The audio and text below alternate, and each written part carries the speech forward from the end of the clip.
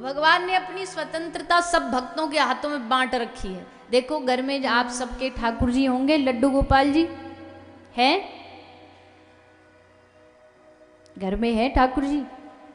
हाँ, तो घर में जो ठाकुर जी होते हैं वो स्वतंत्र हैं कि परतंत्र हैं?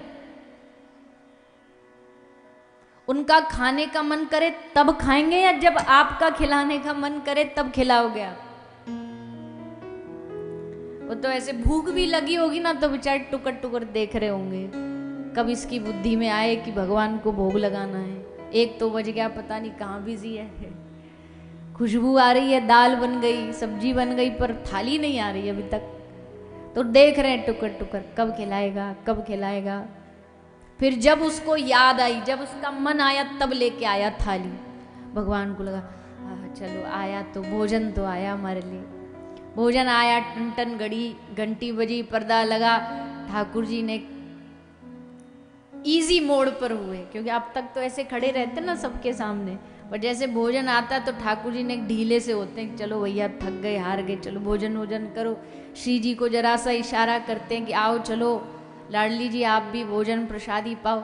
इतने ठाकुर जी तैयार होते ही हैं भोजन पाने के लिए, इसलिए घंटी बज जाती है, भोग उठाने आ जाते हैं, पर्दा खुल जाता है। ठाकुर जी बोले लो, हम बैठे थे भोग पाएंगे, भोजन पाएंगे, और ये तो बजा घंटी ले गया। खुशबू ही खुशबू आई थी, भोजन तो गया ही नहीं मुंह में। अब बताओ ठाकुर जी स्वतंत्र है कि परतंत्र है? किस पे निर्भर है ठाकुर जी? जिस घर में रहते हैं उस भक्त के ऊपर। तेरी मर्जी तू सूखा रूखा खिला दे, तेरी मर्जी 56 भोग खिला दे।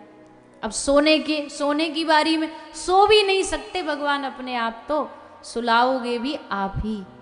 इतने परतंत्र है भगवान। जब तक खुद जा करके उनको उनके बेड पर कंबल उड़ा करके, पंखा जल के, रात्रि को शयन नहीं करवाओ, शयन आरती नहीं होती जब तक मंदिरों में ठाकुर जी खुद नहीं सोते, उनको सुलाना पड़ता है। फिर उनको जगाने के लिए मंगला करनी पड़ती है, फिर श्रृंगार करनी पड़ती है, अष्टयाम सेवा करनी पड़ती है।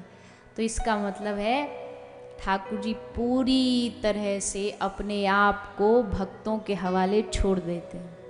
हम कह रहे हैं कि भक्त भगवान के हवाले है, भगवान कह रहे हैं मैं तुम्हारे हवाले हूं, लो तुम जैसे रखो मैं वैसे रहूंगा। भक्त कह रहा तुम जैसे रखो, ठाकुर जी कह रहे तू जैसा मुझे रखे मैं वैसा रहूंगा। भूखा रख, फटे कपड़े पहनाने फटे पहना, और अच्छे रेशमी वस्त्र पहनाने तो वो पहना।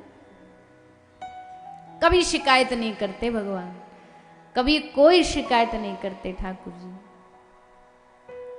और अगर शिकायत करी है तो उनसे करी है जिन्होंने सचमुच भगवान को अपना माना, उनसे शिकायत करी है। विठल दास जी श्री वल्लभ महाप्रभु के सुपुत्र, वो ठाकुर जी के लिए खीर बनाते, और खीर बनाई तो उसमें चीनी कम रह गई। तो ठाकुर जी ने शिकायत करी विठल दास जी से कि बाबा तुमने चीनी ना डाली। तो बाबा भी हंस के बोले कि तुमको चीनी की जरूरत ही क्या है, मधुराधिपते रखिलम मधुरम। तुम तो खुद ही इतने मधुर हो, तुम्हारी नेत्र अधर मधुर है, नेत्र मधुर है, चाल मधुर है, वाक्य मधुर है, सब कुछ मधुर ही मधुर है। और जो इतना मीठा उसके लिए फिर मीठे की खीर में जरूरत क्या है? तो भगवान चुप हो गए कि भैया अब क्या करें, जैसी इनकी मर्जी।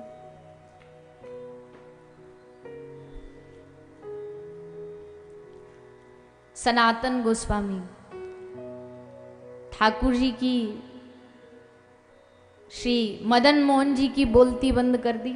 मदन मोहन जी ला करके मोहन रूप में बोले, बाटी आई थी मधुकरी में मांग करके लाए थे गोस्वामी जी, मधुकरी में बाटी ठाकुर जी को भोग लगाए, और जैसे भोग लगाए तो ठाकुर जी बोले अरे अरे अरे अरे अरे बाबा यह बाटी में तो नमक ही ना है, थोड़ा सो नमक लेके आओ कहीं ते मांग के। तो शिकायत करी भगवान ने। जैसे शिकायत करी तो धन्य भगवान को चाहने वाले भी हक है उनके पास भगवान से लड़ने का। तो क्या बोले गोस्वामी जी? गोस्वामी जी खुश नहीं हुए कि भैया नमक मांग लिया भगवान ने। उल्टा भगवान से बोला आज तुम नमक मांग रहे हो, कल कहोगे कि बाटी में घी और होता, परसों कहोगे कि बाटी तो अच्छी है पर दाल और चाहिए साथ में, और फिर दाल ले आए हम मांग के, तो फिर अगले दिन कहोगे कुछ डिजर्ट, कुछ मीठा भी चाहिए, कुछ मीठा हो जाए। तो प्रभु हम बाबा जी बने भजन करने के लिए कि ये खाने का सामान इकट्ठा करने के लिए? चुपचाप खाना है तो ये खाओ, यही मिलेगा, और अगर ज्यादा ही नमक की जरूरत है तो खुद व्यवस्था कर लो, हमको नहीं पता। मदन मोहन जी ने बोला अच्छा हमको चैलेंज कर रहे हो, लो हम करते हैं व्यवस्था। सो एक सेठ का जहाज जा रहा था, नमक उस पे लद के जा रहा था। वो ठाकुर जी ने जहाँ कुटिया थी गोस्वामी जी की, उसके सामने यमुना नदी में जा रहा था, उसको वहीं अटकवा दिया।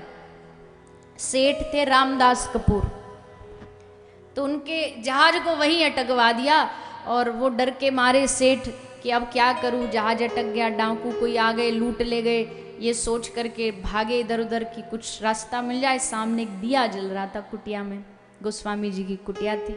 सेठ जी आए, संत को प्रणाम किया और कहा हे प्रभु आप कृपा कर दो, मेरा ये जहाज चल पड़े, और मेरा ये जहाज अगर चल पड़ा ना तो मैं वादा करता हूँ आपके जो आराध्य है ना मदन मोहन जी, मैं इनके लिए बड़ा भव्य विशाल मंदिर बनवाऊंगा, जो व्यवस्था चाहिए वो करवाऊंगा।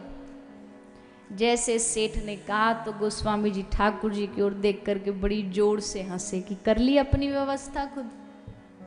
हम नमक की कह रहे थे, इन्होंने पूरा अपना मंदिर महल खड़ा करवा लिया व्यवस्था करवा के। और सचमुच वो जहाज चल पड़ा, और उस सेठ ने वृंदावन का सबसे पहला मंदिर मदन मोहन जी का बनवाया।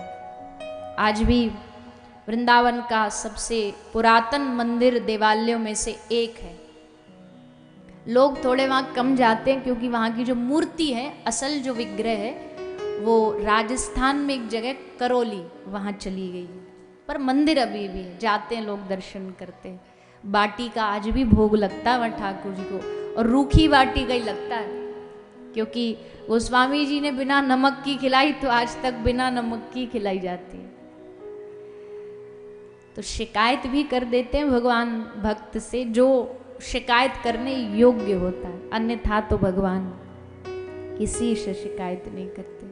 जैसा खिलाओ, जैसा पहनाओ, जहाँ ले जाओ वैसे रह ले।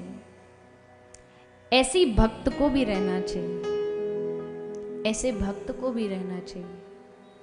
भगवान से शिकायत करने की जरूरत नहीं पड़ेगी, भगवान से उल्हाना देने की जरूरत नहीं पड़ेगी कि भगवान ऐसा क्यों कर दिया मेरे जीवन। देखो जीवन भगवान चाहे कितना भी अच्छा दे दे, कुछ ना कुछ एकाध कमी भगवान जरूर छोड़ते हैं। नहीं तो सारा सुख मिल जाए तो आदमी पागल ना हो जाए, कमी जरूर छोड़ेंगे कहीं ना कहीं। किसी रिश्ते में कमी छोड़ देंगे, किसी धन दौलत वैभव में कमी छोड़ देंगे, मानसिक शांति में कमी, कहीं ना कहीं एक कमी छोड़ देंगे।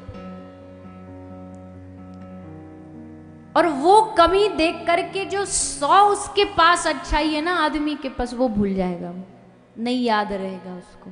100 अच्छी चीजें याद नहीं रहेगी, क्या क्या भगवान ने दिया वो नहीं याद रहेगा, और वह शिकायत करेगा एक चीज जो नहीं है उसकी। शिकायत करने का हक उसी को है जिसने अपने जीवन के अच्छे समय में भगवान को धन्यवाद भी दिया, वही भगवान से शिकायत कर सकता। और शिकायत भी कोई संसार की चीज की नहीं करना है। कभी जीवन में लगे भी कि कुछ